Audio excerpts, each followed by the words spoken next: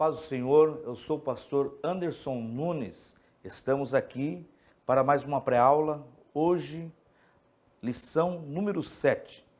Aula que vai acontecer no dia 18 de fevereiro de 2024. Tema desta aula, o ministério da igreja. Textuário, e ele mesmo deu uns para apóstolos, e outros para profetas, e outros para evangelistas, e outros para pastores e doutores. Efésios, capítulo 4, versículo 11. A leitura bíblica em classe está na carta aos Efésios, capítulo 4, versículo 11 ao 16. A introdução diz: nesta lição, veremos o ministério em suas diferentes funções e ofícios, bem como as qualificações que, biblicamente, são exigidas para o seu exercício. Primeiramente, mostraremos que, de modo bíblico, todo cristão exerce o ministério sacerdotal, que o habilita a ministrar diante de Deus.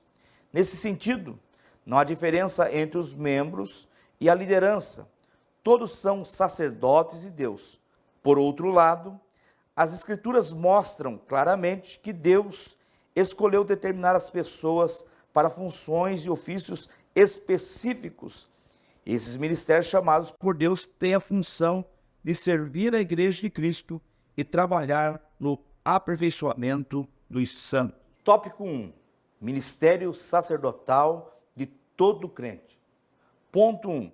O sacerdócio no Antigo Testamento. A prática do sacerdócio é bem antiga entre os hebreus. Ela saiu da esfera familiar para se tornar uma complexa prática cerimonialista. Então vemos que inicia essa prática sacerdotal no âmbito familiar. Desde Adão vamos ver sacrifícios sendo oferecidos, e na era patriarcal não é diferente. Os pais de família, os patriarcas, eles sacrificavam pelos filhos e também intercediam pelos filhos, exercendo então o ministério sacerdotal na família, depois se tornando então uma instituição do sacerdócio levítico e araônico. Então vemos que o ministério sacerdotal no Antigo Testamento, e a palavra-chave desse primeiro tópico é ministério, e sabemos que o ministério é algo maravilhoso e se inicia já lá no Velho Testamento com a instituição dos sacerdotes. E vemos aqui na última parte do ponto 1, o Senhor limitou a prática sacerdotal à família de Arão e à tribo de Levi. Êxodo 28:1, Números 3, do 5 ao 9. Então o Senhor deu esse sacerdócio à tribo de Levi, a família de Levi. E vemos que Levi, a Bíblia diz em Gênesis 46:11, e os filhos de Levi são Gerson, Coate e Merari. Desses três filhos vão sair aí aqueles que irão ministrar no tabernáculo primeiramente, depois no templo. Os filhos de Gerson e de Merari seriam os levitas, e os descendentes de Coate, sumos sacerdotes e sacerdotes. Arão é da família de Coate, e da família de Arão nós vamos ver sair então os sumos sacerdotes e sacerdotes. Arão teve 4 filhos que exerceram o ministério, primeiro Nadab e Abiú, que morreram dentro do tabernáculo por trazer fogo estranho, e depois Eleazar e Itamar. E esse braço de sumo sacerdote da linhagem de Itamar, ele vai vir até a época de Davi, quando Zadok assume então como sumo sacerdote, e esse é do braço da família de Eleazar. Aquilo que foi dito a respeito de Eli, que Eli é um sumo sacerdote da linhagem de Itamar, que o braço desta linhagem seria cortado, aconteceu então no tempo de Davi, quando Zadok então assume como sumo sacerdote. Então, o sumo sacerdócio no Velho Testamento acontecia assim. Ponto 2. Uma doutrina bíblica confirmada no Novo Testamento. No Novo Testamento, apresenta o sacerdócio da antiga aliança como um tipo de Cristo. Hebreus 8:1. Ora, a suma do que temos dito é que temos um sumo sacerdote tal que está sentado nos céus à destra do trono da majestade. A Bíblia diz, em Hebreus 7:12, e esse versículo às vezes é citado erroneamente em despedidas de obreiros, dizendo sacerdote, mas na verdade é sacerdócio. Hebreus 7:12 diz, porque mudando-se o sacerdócio, necessariamente se faz também mudança de lei. Então, mudando o sacerdócio, o sacerdote sempre mudava, sempre os sacerdotes eram mudados, ou morriam, mas o sacerdócio permanecia o sacerdócio levítico ou araônico, como é chamado.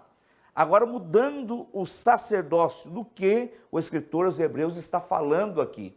Que no Antigo Testamento, na antiga aliança, o sacerdócio que estava em evidência era o sacerdócio levítico ou araônico.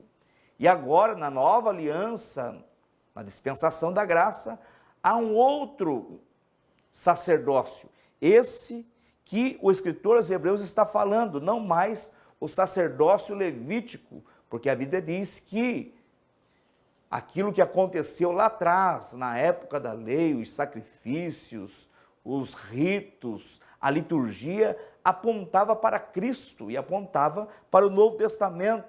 Os escritores de Hebreus e também Paulo aos Colossenses vai dizer que eram sombra daquilo que ainda iria acontecer. Agora acontece o novo sacerdócio, o sacerdócio de Melquisedeque, que a Bíblia diz que esse sacerdócio, o sumo sacerdote, é o próprio Jesus. E como vemos que no Velho Testamento a sucessão do sumo sacerdote acontecia com a morte do mesmo, e alguém da sua linhagem assumiria o seu lugar, agora nesse sumo sacerdócio real, o sumo sacerdócio de Melquisedeque, que o escritor aos Hebreus apresenta, não terá sucessão, porque o nosso sumo sacerdote desta nova aliança, o sacerdócio real, é o próprio Jesus, e ele venceu a morte e vive para todo sempre. E a Bíblia diz, em Hebreus 8:6, mas agora alcançou ele ministério tanto mais excelente, quanto é mediador de um melhor concerto que está confirmado em melhores promessas. Hebreus 10:12, mas este, havendo oferecido um único sacrifício pelos pecados, está assentado para sempre à destra de Deus. Aqueles sacrifícios do Velho Testamento não são mais necessários. O escritor aos Hebreus está dizendo que ele ofertou um único sacrifício, suficiente, perpétuo. Este sumo sacerdote, ele mesmo foi o sacrifício por todos nós. E hoje, como nós vemos em Hebreus capítulo 7, versículo 23 e 28, falando a respeito desse sacrifício perpétuo que foi efetuado por Jesus, o sumo sacerdote dessa nova aliança, do sacerdócio de Melquisedeque. E nesse sacerdócio de Melquisedeque, nós somos, como está colocando aqui o comentarista, nós somos também sacerdotes, e vamos provar isso pela Bíblia.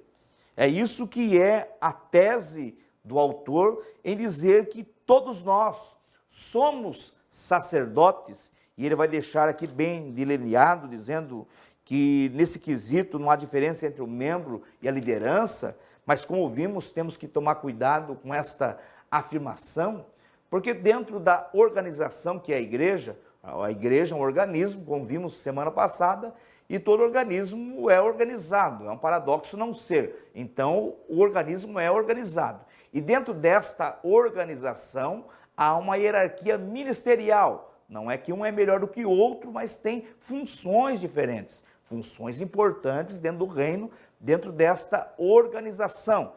Até aqui na leitura bíblica em classe, E Efésios 4, 11 ao 16 vai falar desses dons no meio da igreja. Dons que vão ser funções importantes no meio desta igreja que é organizada. Temos diáconos, presbíteros, evangelistas, auxiliares, pastores e assim por diante. Muito importante esta organização, e vemos que realmente dentro da unidade do corpo, o dedinho não é menos importante do que a orelha, mas também cada um tem a sua função dentro do corpo. E assim vemos que é o ministério que não é uma escada, mas é uma plataforma de funções diferentes, importantes no reino. Então, muito importante nós reconhecermos esses que têm funções importantes no meio do povo, no meio desta organização que é a igreja, o organismo vivo, o corpo de Cristo na terra, o corpo místico de Cristo. Então, muito importante, mas nós todos somos sacerdotes nesta visão do sacerdócio de Melquisedeque. E vamos ver pela Bíblia, 1 Pedro capítulo 2, versículo 5, a Bíblia vai dizer: vós também, como pedras vivas, sois edificados, casa espiritual e sacerdócio santo, para oferecer de sacrifício espirituais, agradáveis a Deus, por Jesus Cristo. Veja que nós somos, então, sacerdotes neste sacerdócio de Melquisedeque, ou no sacerdócio universal, como coloca o autor aqui. Nesse sacerdócio universal, nós somos realmente sacerdotes, e Paulo vai escrever em Romanos 12, de 1 a 2, rogo-vos, pois, irmãos, pela compaixão de Deus, que apresenteis o vosso corpo em sacrifício vivo, santo e agradável a Deus, que é o vosso culto racional. Não há mais sacrifício de pessoas, porque Cristo já foi o sacrifício perpétuo, mas nós sacrificamos o nosso próprio corpo em sacrifício vivo, santo e agradável a Deus, que é uma vida devocional, de leitura da palavra, oração, consagração, uma vida devocional diante de Deus, dizendo não ao mundo e ao pecado, às concupiscências da carne, a inclinação para o mal e o pecado, nesta luta da carne contra o Espírito, vencendo cada dia, apresentando o nosso culto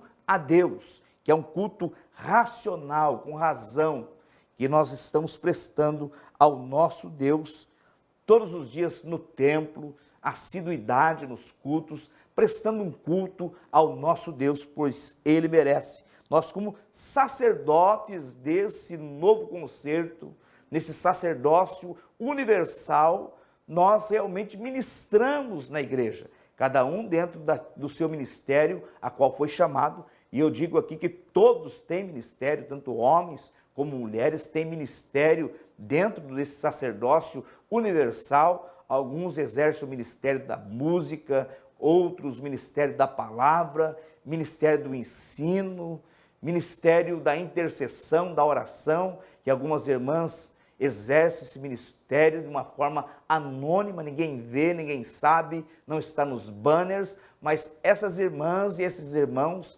têm o ministério da intercessão, estão orando pelo pastor presidente, pastor Sérgio Melfior, estão orando pelo ministério, pelo pastor da igreja e assim por diante. São ministérios no meio da igreja e nós exercemos, somos ministros na casa de Deus. Vamos ver também aqui Apocalipse 5 e 10, falando a respeito como nós somos realmente sacerdotes nesse novo sacerdócio, não é mais o sacerdócio araônico e levítico, que para ser um sacerdote teria que ser da linhagem de Arão, da família de Levi, da família de Coate, para ser um sacerdote. Mas agora, todos aqueles que nasceram de novo, tiveram um encontro com Cristo e aceitaram esse sacrifício perpétuo de Cristo, na cruz do Calvário, ali foi o altar do sacrifício, do Cordeiro de Deus que tira o pecado do mundo. Todos aqueles que aceitam esse sacrifício e servem ao Senhor, estes são ministros da casa de Deus e sacerdotes. E olha o que a Bíblia diz a respeito de nós. Apocalipse 5 e 10. E para o nosso Deus os fizeste reis e sacerdotes, e eles reinarão sobre a terra. É uma promessa maravilhosa a nós, então nós somos realmente, nesse novo concerto, sacerdotes, ministros de Deus na terra, e ministramos. E aqui ele vai falar bastante a respeito do ministério da intercessão, que era o que o patriarca fazia lá no início, pelos filhos, e hoje nós temos também esse ministério maravilhoso, que está lá em 1 Timóteo 2:1, que fala a respeito do ministério da intercessão. E mantemos comunhão direta com Deus, segundo Coríntios 13:13, falando dessa comunhão que há entre aqueles que estão intercedendo um pelos outros, apresentando as demandas, e Deus ouvindo a oração do povo e um intercedendo pelo outro. Ponto 3. Uma doutrina bíblica resgatada na Reforma Protestante. Antes da Reforma, esse sacerdócio universal não existia, porque ele estava apenas direcionado ao clero. Alguns tinham esse privilégio de ministrar e o restante nem a Bíblia lia, né? Porque não tinham acesso. Nós vemos que a história nos conta isso. A reforma vai trazer esse ministério universal, a igreja, o organismo vivo, o corpo de Cristo na terra, o corpo místico de Cristo na terra. E vemos que agora a reforma traz tanto a Bíblia em várias línguas, acessível a todo o povo, a todo aquele que aceitou Jesus, tem acesso à Bíblia, e também a exercer este ministério sacerdotal na igreja a qual ele está inserido. Não faz parte apenas do clero, mas também faz parte de todo aquele que aceita Jesus como único e suficiente Salvador, exerce um ministério na igreja. Todos têm ministério e são ministros de Deus na terra. Tópico 2. Estrutura ministerial do Novo Testamento. Como vimos na leitura bíblica em classe, Efésios 4:11, indo até o versículo 16, e vemos esse ministério quíntuplo, que é apóstolo, profeta, evangelista, pastores e mestres. E vamos ver aqui se esta igreja organizada hoje, como se comporta nesses dons que foram dados à igreja, porque a Bíblia diz assim no versículo 11, ele mesmo deu uns para apóstolos. Foi Deus quem deu, foi Jesus que deu à igreja. Primeiro, apóstolos. E a Bíblia diz que nós vamos ver que 12 foram chamados por Jesus, os 12 discípulos que depois foram chamados apóstolos. E apóstolo quer dizer aquele que é enviado para uma missão. E vemos que realmente nós temos hoje na igreja contemporânea, na nossa igreja, Assembleia de Deus, não temos esse cargo. E realmente não há, porque as pessoas não conseguem atingir as prerrogativas deste cargo, que era, como vemos, quando em Atos 1, quando vão escolher alguém para ficar no lugar de Judas, as prerrogativas, que é ter andado com Jesus, aprendido direto com Jesus, ter visto ele ressuscitado e ter sido assunto ao céu. Então, são prerrogativas impossíveis de alcançar hoje na igreja contemporânea. Não temos o cargo. Erroneamente, alguns pensam que tem. Não temos o cargo, mas temos a função. A função realmente de apóstolos, que é aquele que é enviado a uma missão. Quem tem essa função hoje de apóstolo são os missionários, que são enviados para abrir trabalhos onde não tem. Então são enviados. E também, dentro de uma visão um pouco mais ampla, aqueles que fazem um grande trabalho como os apóstolos na sua época, que impactaram uma geração, impactaram o mundo conhecido de então através do Evangelho. Não são poucos aqueles que fazem um trabalho que vem ser notório em todo o mundo. Então vemos que tem a função, mas o cargo não existe hoje. Erroneamente alguns dizem ser apóstolos, o que é um tanto difícil. Porque a Bíblia diz em Apocalipse 21:12 que há 12 portas na Nova Jerusalém e o nome das 12 tribos nelas.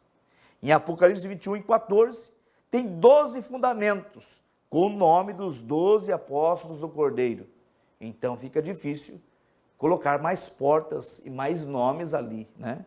Então está restrito aos 12 este cargo, mas a função é distribuída em todo o tempo, em toda a era da igreja, em todas as eras, em todos os séculos, houve a função de apóstolos, mas como cargo ficou restrito então aos 12, ao que a teologia clássica pentecostal diz a respeito do cargo de apóstolo.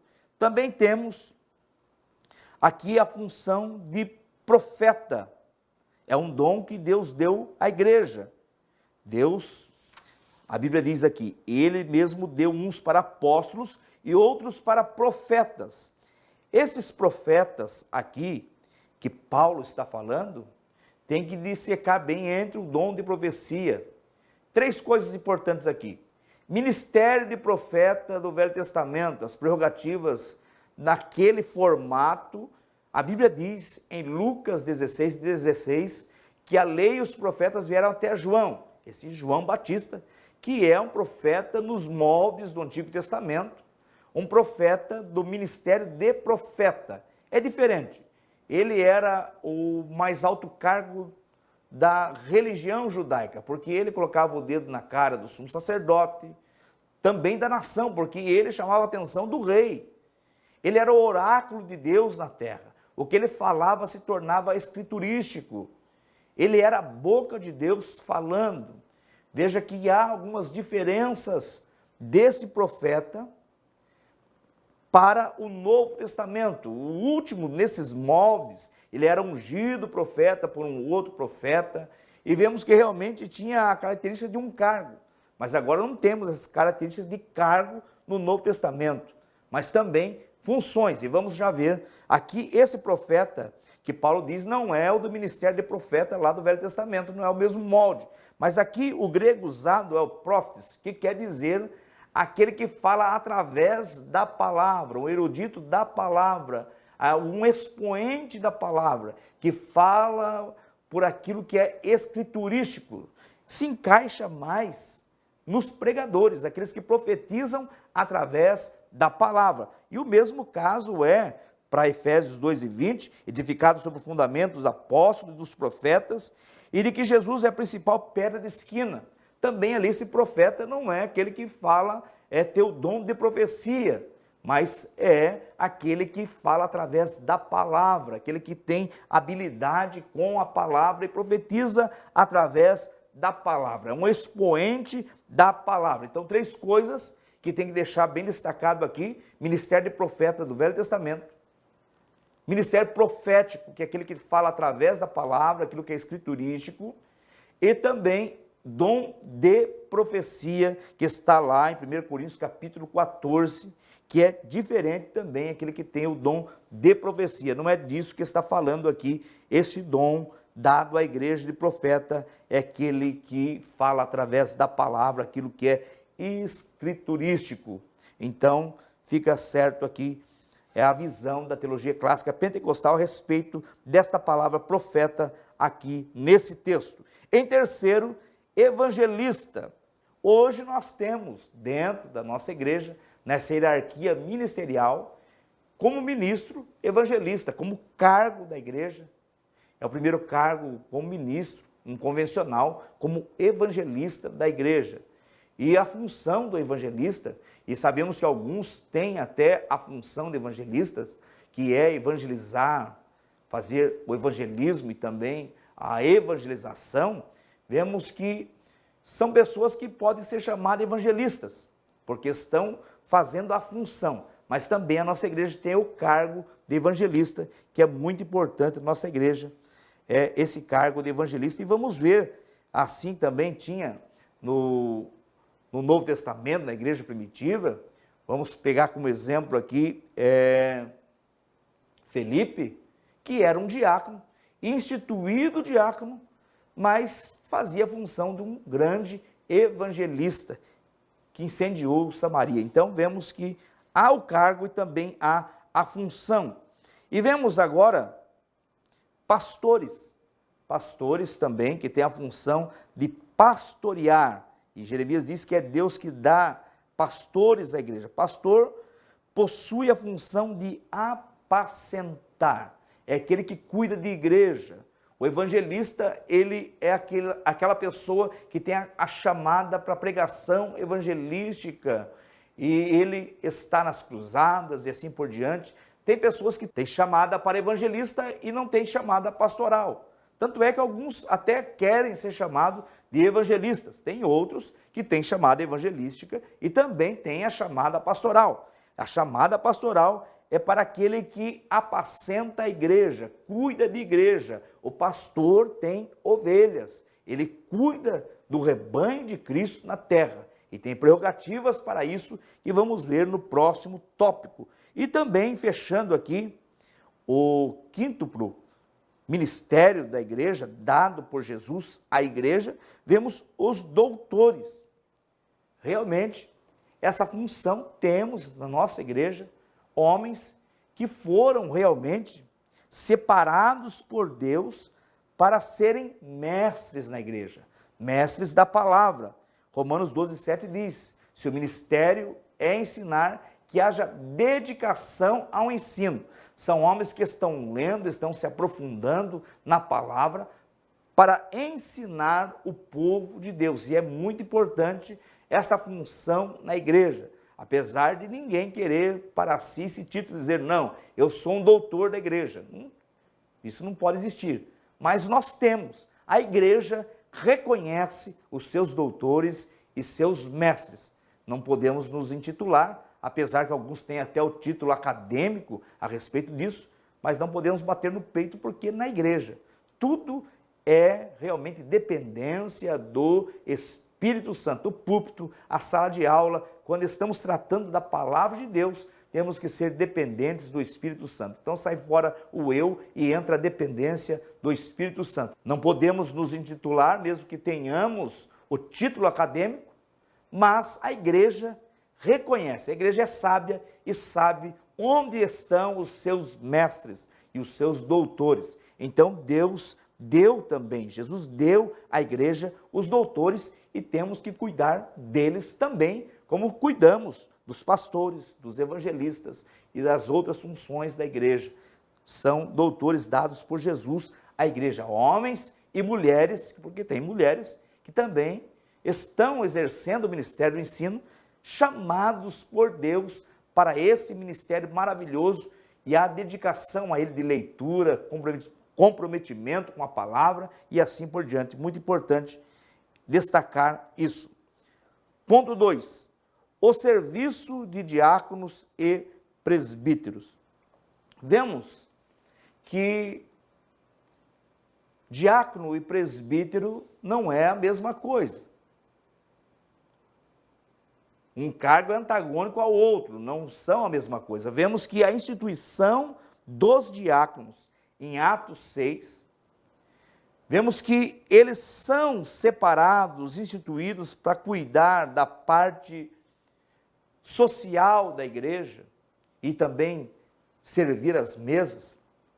E hoje, a diaconia da igreja, que é tão precisa e faz parte da organização da igreja, essa função, esse cargo no meio da igreja, que vem do grego diáconos, que quer dizer exatamente garçom, aquele que serve.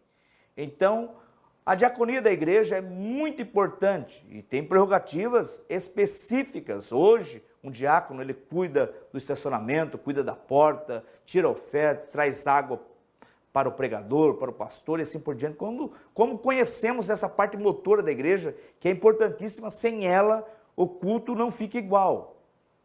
Porque precisa dessa parte de homens preparados por Deus, chamados para esse ministério, e é bíblico. Eles ajudam nessa parte motora da igreja. Tem prerrogativas que são do diácono. Agora o presbítero, nós vamos ver que as prerrogativas dele são outras, que vem do grego presbiterói, que ele realmente cuida, ele é um supervisor, ele é o braço direito do pastor, ele ajuda até a pastorear, ele tem as prerrogativas das ministrações da igreja, com a anuência do pastor, né? É função do pastor, mas o pastor pode transferir esta honra a ele, que é a apresentação de crianças, batismo, casamentos, noivados, unção com óleo, e outras que sabemos que são prerrogativas dos presbíteros, a ministração da Santa Ceia, presbíteros ali. Então vemos que as prerrogativas deles são muitas. E a Bíblia diz que eles têm dupla honra diante do povo. Então, é antagônico um cargo do outro. São funções diferentes. Não tem um que é mais importante que o outro, como eu disse, não é uma escada, é uma plataforma, mas cada um tem que fazer a sua função dentro dessa organização para que o culto aconteça de uma forma magnífica, porque é para Deus. Então, cada um tem que cumprir a sua função na liturgia. E alguém pergunta, e o auxiliar? O auxiliar é um aspirante a diácono. Ele está aprendendo para ser diácono. E quando o pastor vê que ele está pronto, ele será consagrado a diácono pelo ministério da igreja, apontado então pelo pastor presidente da igreja. Então, são diferentes, são cargos específicos e com prerrogativas diferentes na igreja de Cristo. Tópico 3. As qualificações para o ministério. Ser o ministro também tem algumas exigências, prerrogativas. E vamos ver aqui que precisa de qualificação para o ministério.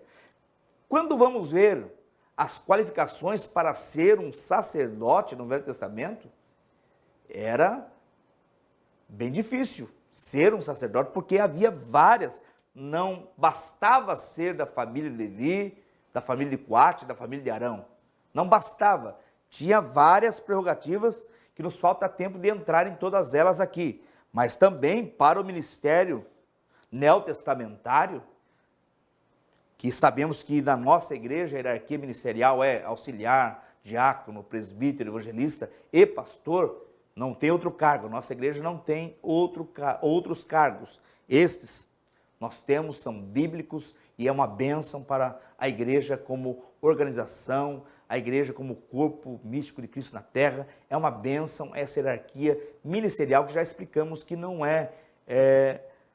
porque um é mais importante do que o outro, mas são funções que a igreja necessita, funções importantes no meio da igreja. Então tem que ter uma qualificação. E aqui ele vai dizer, o apóstolo Paulo expõe as qualificações para o exercício ministerial nas suas cartas pastorais. Quais são as cartas pastorais de Paulo? 1 Timóteo, 2 Timóteo e Tito. São cartas que Paulo está dando instruções aos jovens pastores, Timóteo em Éfeso e Tito na ilha de Creta. Então, Paulo vai trazer aqui um ensinamento de como liderar esses ministros, esses líderes, esses obreiros, colocando então para esses pastores que estão cuidando dessas igrejas as qualificações na escolha de tais. Então veja que a primeira coisa que ele fala é que esse ministro deve ser irrepreensível. Segundo, marido de uma mulher, tem que ser fiel à esposa, fiel ao casamento, marido de uma mulher, vigilante, sóbrio, honesto, hospitaleiro, apto para ensinar. Aqui é uma prerrogativa porque começa falando do presbítero, porque no versículo 1 diz essa palavra fiel, se alguém deseja o episcopado, que se refere ao presbítero, o bispo, o ancião, excelente obra deseja. Então, apto para ensinar, o presbítero deve ser apto para ensinar, não dado ao vinho.